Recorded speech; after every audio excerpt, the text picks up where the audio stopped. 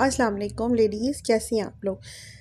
आज की इस वीडियो में हम ये जानेंगे कि अगर आपके यूट्रस में फाइब्रॉइड्स हो गए हैं यानी कि बच्चेदानी में रसौली हो गई है तो क्या आपकी प्रेगनेंसी पॉसिबल है।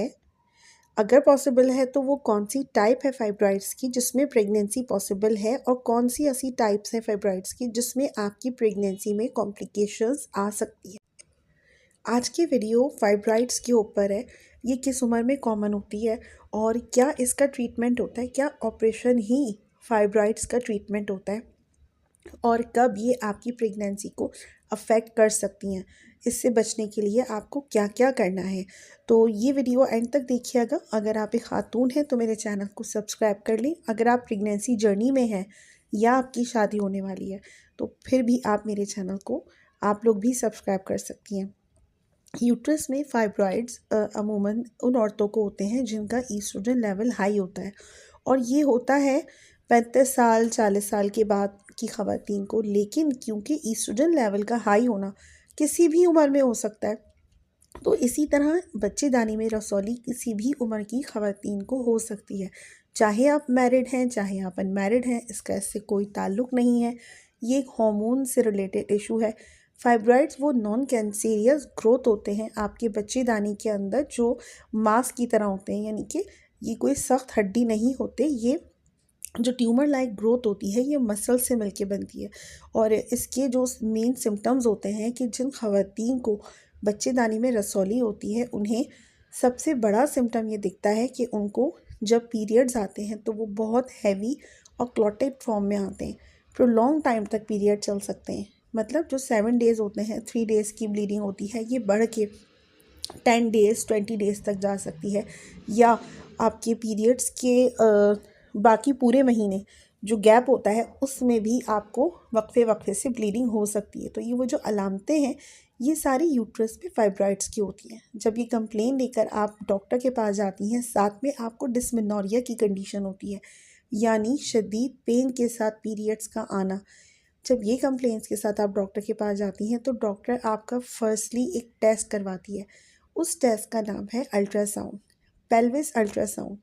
ये अगर आपको कंप्लेंट्स हैं तो आप किसी भी रेडियोलॉजिस्ट के पास जाइए, अल्ट्रासाउंड की डॉक्टर के पास जाइए और पेल्विस अल्ट्रासाउंड के नाम से ये टेस्ट करवा लीजिए।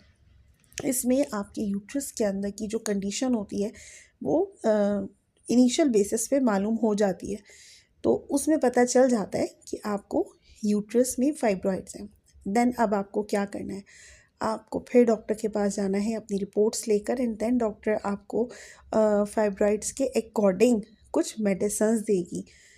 ऐसा होता है कि जो होम्योपैथिक डॉक्टर्स होते हैं, क्योंकि मैं एक होम्योपैथिक डॉक्टर हूँ, तो इसके अलावा जिस फील्ड के डॉक्टर होते हैं, अगर फाइब्रॉइड्स या रसौली बहुत छोटी सी है और आपको तंग नहीं कर रही तो डॉक्टर इसको कोई ख़ास ट्रीटमेंट नहीं देते। वो ये कहते हैं कि जब इसका साइज़ बड़ा हो जाएगा तो हम इसको ऑपरेशन के ज़रिए निकाल देंगे। लेकिन बीइंग अ होम्योपैथिक डॉक्टर हम इस चीज़ को मानते हैं कि अगर यूट्रस में रसौली हो गई है तो जितनी छोटे साइज़ की है आपको जब से ट्रीटमेंट शुरू कर देना चाहिए और उसको बड़ा होने से पहले पहले डिज़ोल्व करके ख़त्म कर देना चाहिए। होम्योपैथिक मेडिसिन की क्या ट्रीटमेंट है, इस हवाले से आप मेरे दूसरे चैनल को जो डॉक्टर हिरा कोमल के नाम से है वो सब्सक्राइब कर सकती हैं। उस चैनल पर मैं सिर्फ़ और सिर्फ होम्योपैथिक ट्रीटमेंट के हवाले से आपको गाइड कर रही होती हूँ। इस चैनल पर हम डाइट के हवाले से देख रहे होते हैं। तो जब आपके यूट्रस में फाइब्रॉइड्स होते हैं तो पहले तो ये देखा जाता है कि वो यूट्रस में किस मुकाम पर है, उसकी जो लोकेशन है वो किस जगह पर है, और दूसरी चीज़ ये देखी जाती है कि इसका साइज़ कितना बड़ा है। 3 तरह के फाइब्रॉइड्स होते हैं, सबसेरोजल, सबम्यूकोजल और इंट्राम्यूरल। सबसेरोजल और पेडेंक्यूलेटेड फाइब्रॉइड की जो टाइप होती है वो यूजुअली आपके यूट्रस के बाहर ग्रो करती है, जिसकी वजह से आपकी जो प्रेगनेंसी होती है वो मुतासिर नहीं होती, क्योंकि बच्चे को तो यूट्रस के अंदर ग्रो होना होता है। अब जो फाइब्रॉइड्स आपके यूट्रस के अंदर है जिसे हम कह सकते हैं कि सब म्यूकोजल फाइब्रॉइड जो यूट्रस की इनसाइड जो वॉल होती है उसमें डेवलप होते हैं, अगर वो यहाँ पे डेवलप है तो फिर आपकी प्रेगनेंसी में प्रॉब्लम आ सकती है। ये जो सब म्यूकोजल फाइब्राइड है, ये बच्चेदानी की दीवार के अंदरूनी जहाँ पे बच्चे को ग्रो होना होता है वहाँ पे बढ़ता है, तो इसके साइज़ को देखना ज़रूरी होता है। इसके साइज़ के अकॉर्डिंग हम ये कह सकते हैं कि आपकी प्रेगनेंसी में कॉम्प्लिकेशंस होंगी या प्रेगनेंसी बिल्कुल स्मूथली आगे चलेगी। अगर इसका साइज़ बड़ा है तो प्रेगनेंसी आपकी आगे जाकर मिसकैरेज की तरफ तब्दील हो सकती है, क्योंकि इसका होना बच्चे को जो है वो उसकी ग्रोथ में प्रॉब्लम क्रिएट करेगा। तो हम ये रिकमेंड करते हैं अपने पेशेंट्स को कि आप पहले सब जो फाइब्रॉइड्स है सबम्यूकोजल, इसको या तो सर्जरी के थ्रू रिमूव करवा दें या होम्योपैथिक मेडिसिन के थ्रू इसको डिज़ोल्व करने की कोशिश करें, एंड देन आप प्रेगनेंसी प्लान करें।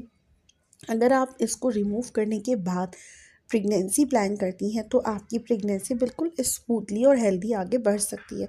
अदरवाइज़ फिर तीसरे चौथे महीने या शुरू के जो पहला दूसरा महीना होता है, आपको मिसकैरेज या अबॉर्शन फेस करना पड़ सकता है।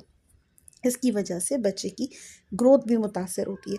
अगर फ़िलहाल बच्चा आगे बढ़ भी गया, तीसरे चौथे महीने तक पहुंच भी गया, तो इस चीज़ का चांस ज़्यादा है कि बच्चे को जो कंजेनाइटल बर्थ डिफेक्ट होते हैं वो हो जाएं। यानी कि उसकी जब ग्रोथ हो रही होती है, जब बच्चा बन रहा होता है, तो अगर वहाँ पे एक्स्ट्रा ग्रोथ है तो बच्चे की जो बढ़ोतरी है या ग्रोथ है वो उस पर असरअंदाज होगी और बच्चे को पैदाइशी कोई नुकाइस हो सकते हैं, जिसे हम कंजेनाइटल बर्थ डिफेक्ट कहते हैं। तो बेहतर ये है कि अगर आपको यूट्राइन कैविटी के अंदर फाइब्रॉइड्स हैं, रसौली है, तो पहले इसको रिमूव कर लें एंड देन फिर प्रेगनेंसी प्लान करें। ये सारी बातें थी यूट्रस में फाइब्रॉइड्स के हवाले से। अगर आप एक खातून हैं तो मेरे चैनल को सब्सक्राइब कर लें। अगर आपके जहन में प्रेगनेंसी को लेकर कोई सवाल है तो आप कमेंट कर सकती हैं। मैं कोशिश करूँगी कि हर क्वेश्चन को प्रॉपर गाइड कर सकूँ। Stay blessed.